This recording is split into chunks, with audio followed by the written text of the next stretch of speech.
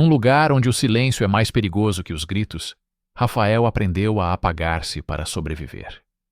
Mas quando Lucas chegou, com um olhar que desafiava as grades, algo dentro dele despertou. Será que o amor pode florescer onde tudo parece morrer?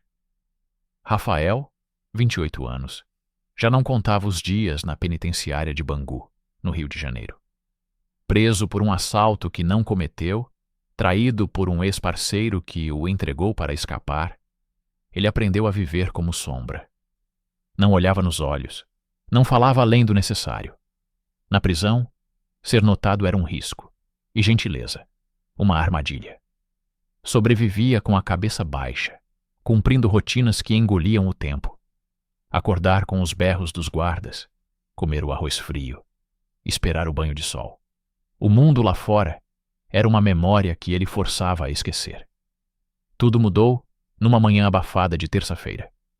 O portão de ferro rangeu e um novo preso entrou na ala. Lucas, 29 anos, não se parecia com os outros. Não gritava, não tentava marcar território. Apenas parou, colocou uma sacola no chão e estendeu a mão a Rafael. Lucas, e tu, como te chamas? A voz era firme, sem arrogância. Rafael hesitou. Um aperto de mão ali dentro era raro, quase um desafio. Rafael, respondeu seco, desviando o olhar. Mas algo no gesto de Lucas ficou preso nele, como um nó que não explicava. Os dias seguintes foram inquietantes. Lucas era diferente.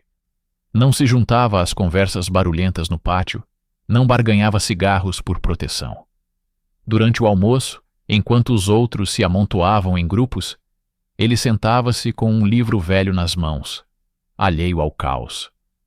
Rafael, que evitava laços, não conseguia ignorá-lo. Lucas dividia o café ralo da manhã sem pedir nada em troca. Perguntava coisas simples, como o que Rafael fazia antes de Bangu. Qual era o som da cidade que ele mais sentia falta? Gosto do barulho da chuva na janela. Rafael admitiu uma vez, surpreendido pela própria resposta. Lucas sorriu, como se soubesse que cada palavra era uma rachadura na armadura de Rafael. Numa noite, quando a luz do pavilhão falhou e a escuridão engoliu a cela, Lucas falou baixo, quase num sussurro. Estou aqui por causa do meu irmão. Ele fez algo estúpido e eu paguei o preço. Rafael ficou em silêncio, o coração disparado. Não perguntou mais, mas a confissão abriu uma brecha. Pela primeira vez em anos, sentiu vontade de saber quem era aquele homem. O que escondia por trás da calma que irritava e atraía ao mesmo tempo. A tensão na ala cresceu rápido. Marcos, um preso antigo, sempre à espreita, começou a observar os dois. Durante um jogo de dominó no pátio, ele lançou um comentário cortante. Vocês estão muito colados ultimamente, hein? Cuidado, isso aqui não é lugar para essas coisas. O tom era casual, mas carregado de ameaça. Rafael sentiu o estômago apertar. Lucas riu, disfarçando. É só conversa, Marcos. Não inventa. Mas o olhar de Marcos dizia que ele não esqueceria. Naquela noite, na cela, Rafael confrontou Lucas. Por que não me contaste tudo sobre teu irmão? Lucas baixou os olhos, hesitante. Ele roubou uma loja. Eu tentei impedi-lo, mas ele usou meu nome. O sistema não quis saber. Aqui estou. A voz tremia, como se doesse dizer a verdade. Rafael quis duvidar, mas algo no tom de Lucas o fez acreditar. Pela primeira vez, sentiu o peso de confiar em alguém num lugar onde confiança era um luxo perigoso. Quando Lucas estendeu a mão, num gesto simples, Rafael não recuou. O toque foi breve, mas quente, como uma promessa que nenhum dos dois podia nomear. Naquele instante, entre o silêncio pesado e o ranger das grades, Rafael soube. Algo maior estava começando. Mas ali, onde cada olhar era vigiado, aquele sentimento era uma corda bamba, e eles já estavam a meio caminho. A cela parecia menor desde que Lucas chegou. Rafael, que antes contava as horas para sobreviver, agora contava os minutos até o próximo instante a sós com ele. O toque breve da mão de Lucas, naquela noite escura, deixou uma marca que Rafael não conseguia apagar. Mas em Bangu, onde cada gesto era espiado, o que crescia entre eles era tão perigoso quanto frágil. A ameaça de Marcos pairava como uma sombra, e Rafael sabia. Um passo em falso poderia custar caro. Os dias seguintes foram um equilíbrio tenso. No pátio, Lucas mantinha a calma habitual, jogando dominó ou lendo seu livro velho. Rafael, por sua vez, tentava agir como antes, cabeça baixa, respostas curtas. Mas era impossível ignorar o calor que sentia quando Lucas passava por ele no corredor, os ombros quase se tocando, ou quando dividiam o café ralo da manhã. "Lembras do mar? Como era estar na praia?" perguntou Lucas uma vez, enquanto arrumavam as tarefas da ala. Rafael hesitou, mas respondeu.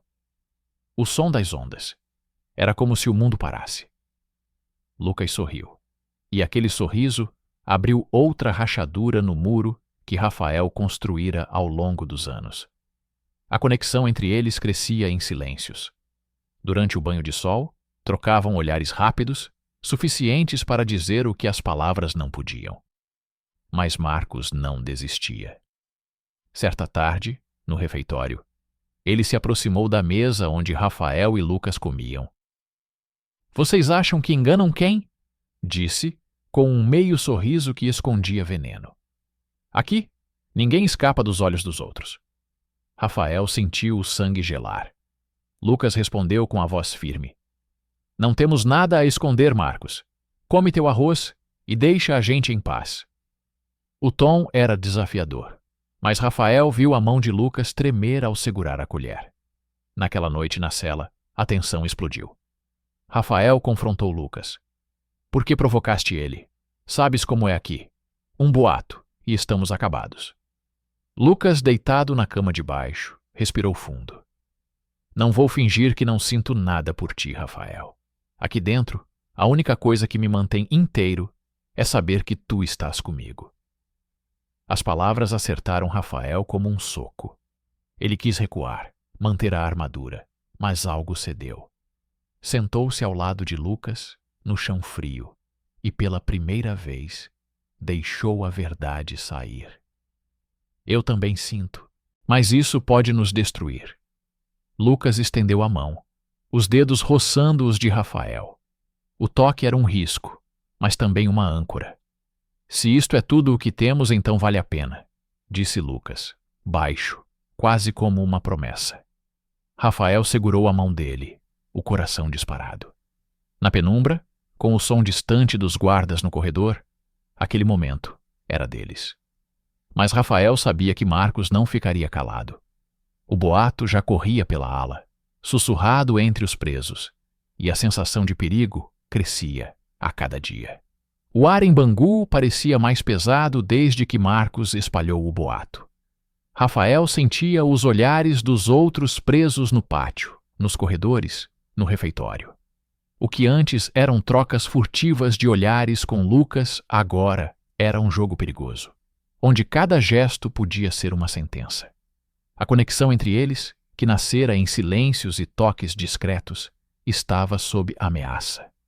Rafael queria proteger o que sentia, mas o medo de perder Lucas crescia mais rápido que a coragem de assumi-lo. Marcos não perdeu tempo. Durante o banho de sol, aproximou-se de Rafael, enquanto Lucas estava noutra ponta do pátio. "Teu amigo tá te colocando numa roubada", disse, com um tom que misturava zombaria e ameaça. "Os caras estão falando. Acham que vocês cruzaram a linha. Aqui, isso não passa batido." Rafael engoliu seco, tentando manter a postura. "Não tem nada para falar, Marcos. Cuida da tua vida." Mas Marcos riu, baixo. "Eu cuido. Mas o cabeça do pavilhão também tá de olho. Ele não gosta de desvio na ala dele." O cabeça, um preso chamado Sérgio, era quem ditava as regras não escritas. Trocar proteção por favores era o jogo dele. E Rafael sabia que um boato como aquele podia virar moeda de troca. Naquela noite, na cela, ele confrontou Lucas. Marcos está espalhando que a gente está junto. O Sérgio já sabe. Se ele quiser, pode complicar tudo. Lucas, sentado na cama, olhou para Rafael com uma mistura de culpa e determinação. Eu não planeei isto, Rafael. Mas não vou negar o que sinto. Tu és a única coisa que faz este lugar suportável. As palavras de Lucas acertaram Rafael em cheio. Ele quis recuar, voltar à segurança de não sentir nada, mas era tarde. Se nos pegarem, não é só briga. Podem nos separar, transferir um de nós, disse Rafael, a voz quase um sussurro. Lucas segurou a mão dele, firme, como se quisesse ancorar os dois contra o caos. Então a gente precisa ser mais esperto que eles. Não vou te perder por causa de um boato. Mas o boato já tinha pernas.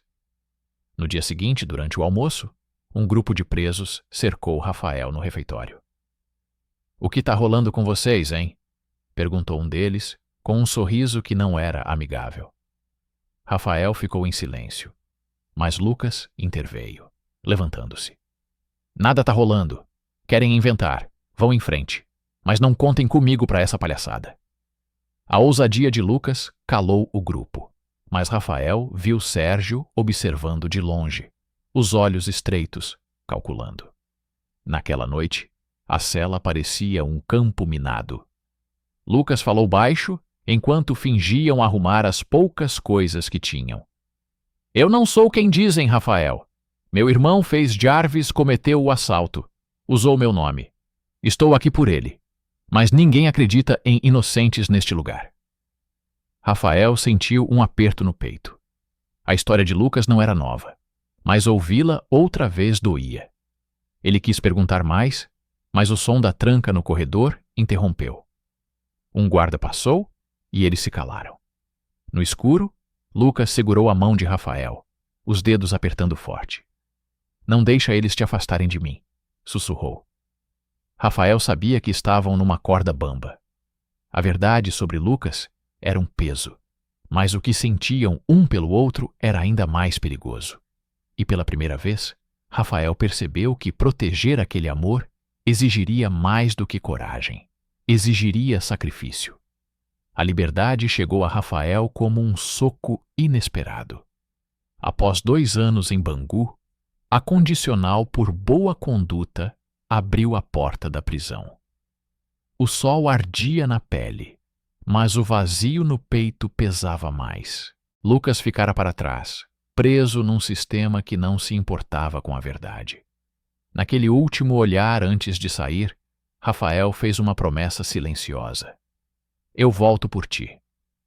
Mas fora das grades, o mundo não era menos cruel, e lutar por Lucas seria mais difícil do que imaginava. Rafael voltou para a casa da mãe, no subúrbio do Rio. O reencontro foi agridoce. Ela o abraçou com lágrimas, mas a conversa logo azedou. Ouvi coisas sobre ti e aquele rapaz na prisão, disse ela, o tom carregado de desaprovação. Isso não é vida para ti, Rafael. As palavras cortaram fundo. Ele sempre soubera que a família não aceitava quem ele era. Mas ouvir isso tão cru, logo após recuperar a liberdade, foi como perder um pedaço de si. Não escolhi quem amo, mãe, respondeu, a voz firme, mas saiu do quarto antes que a discussão crescesse. Sem tempo para lamentos, Rafael mergulhou na missão de libertar Lucas. Durante o dia, trabalhava como entregador, pedalando pelas ruas caóticas do Rio. À noite, lia tudo o que podia sobre o caso de Lucas. Encontrou um advogado de defesa pública, o Dr. Almeida, que aceitou revisar o processo. Há falhas na identificação, disse o advogado, folheando papéis. O irmão usou o nome dele, mas não há perícia de digitais. É uma brecha, mas o sistema é lento. Rafael assentiu, determinado. Faço o que for preciso. As cartas mantinham Rafael e Lucas conectados. Escrevia todos os domingos, enviando esperança em envelopes baratos. O advogado está confiante, Lucas. Aguenta firme. Escreveu numa delas. Lucas respondia com letras apertadas, como se temesse que o papel acabasse. Teu nome é o que me faz lembrar que existe um amanhã. Não soltes a minha mão. Cada palavra era um lembrete do que estava em jogo. Rafael guardava as cartas como provas de que o amor deles resistia. Mas o mundo lá fora tinha seus próprios muros. Num encontro com um primo, Rafael ouviu o que temia. Na rua, tão falando de ti. Dizem que saíste da prisão com manias. Cuidado, isso não pega bem. O preconceito era uma sombra que o seguia, mas Rafael não cedeu. Continuou trabalhando, juntando cada centavo para custear cópias de documentos e passagens até o escritório do advogado. Às vezes, o cansaço vencia, e ele se perguntava se valia a pena. Então relia as cartas de Lucas e lembrava. Valia tudo. O avanço veio quando Rafael encontrou um jornalista local, Leandro, que se interessou pelo caso. Erro judicial é comum, mas um irmão gêmeo tomando o lugar do outro? Isso dá matéria, disse Leandro, anotando tudo. Rafael entregou o que tinha. A certidão de nascimento do irmão de Lucas, o depoimento mal investigado, a falta de provas concretas. Se isso for a público, pode pressionar o juiz, garantiu o jornalista. Rafael sentiu, pela primeira vez, uma faísca de esperança. Enquanto isso, na prisão, Lucas enfrentava seus próprios desafios. Numa carta, escreveu: Mar communicated about us to Sérgio. He wants favors to keep quiet. I refused. Be careful, Rafael. O coração de Rafael disparou. Sabia o que significava desafiar Sérgio. Mas também sabia que Lucas não se dobraria. A coragem dele era o que mantinha Rafael lutando. A luta de Rafael por Lucas ganhou força quando a matéria de Leandro foi publicada.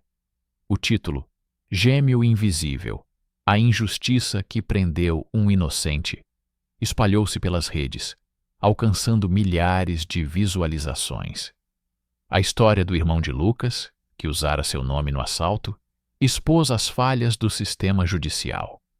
A pressão pública cresceu e o caso chegou a um programa de TV local. Rafael assistiu, coração acelerado, enquanto um advogado na tela dizia: Este é um erro que pode ser corrigido. Pela primeira vez, a liberdade de Lucas parecia possível. Dentro de Bangu, Lucas resistia.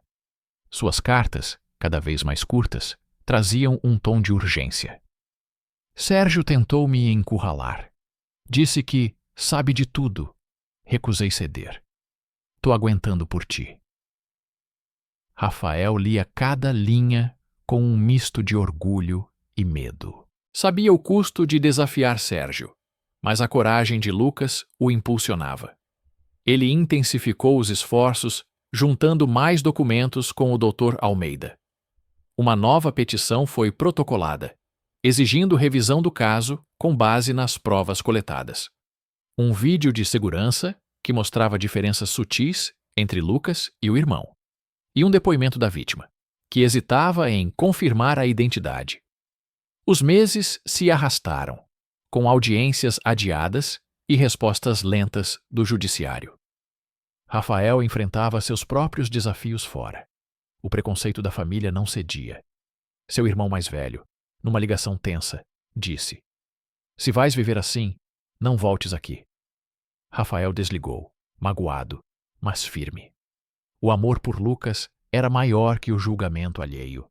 Ele arrumou um segundo emprego, como auxiliar de escritório, para custear as despesas do processo. À noite, escrevia para Lucas: Não desisto, tu és meu motivo. A virada veio numa manhã de quinta-feira. O Dr. Almeida ligou. O juiz aceitou a revisão. Há fortes indícios de erro. Lucas terá liberdade provisória. Rafael quase deixou o telefone cair. Dias depois, ele estava na porta de Bangu, sob o mesmo sol que o recebeu meses antes. Quando Lucas saiu carregando uma sacola leve, parou ao ver Rafael. O silêncio entre eles durou segundos, mas falou tudo. Correram um para o outro, abraçando-se como se o mundo pudesse esperar. Tu conseguiste, sussurrou Lucas, a voz embargada. Nós conseguimos, respondeu Rafael. A liberdade, porém, trouxe novos desafios. Lucas demorou a se adaptar. O barulho da cidade, o ritmo acelerado, tudo o sobrecarregava. Às vezes acordava no meio da noite, assustado, como se ainda ouvisse as trancas de Bangu. Rafael, ao seu lado, segurava sua mão. Estás aqui agora. É real. Com o tempo, Lucas encontrou trabalho numa oficina mecânica, onde consertava motos, com um cuidado que parecia curar também a si mesmo. Rafael continuou no escritório, sonhando com o curso de direito que planejava fazer. Numa tarde, na praia de Copacabana, sentaram-se num banco, vendo o mar. Lucas segurou a mão de Rafael, sem medo dos olhares alheios. Na prisão pensei que nunca teria isto. Liberdade, tu, nós. Rafael sorriu, o peito leve. Valeu cada carta, cada espera. O amor deles, nascido entre grades, agora respirava livre, mais forte que qualquer sombra do passado.